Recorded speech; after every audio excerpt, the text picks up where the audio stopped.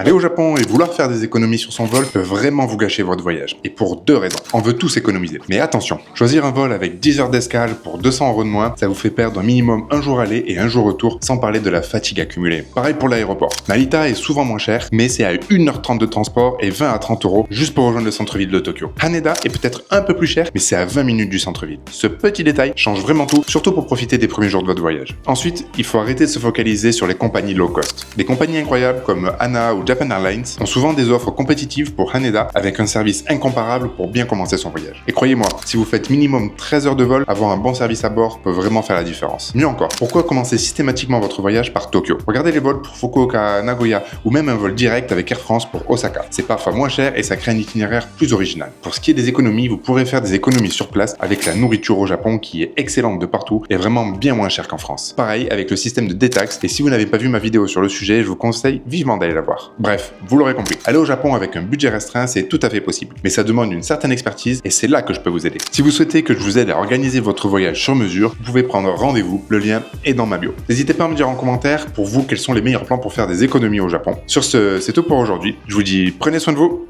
et à la prochaine.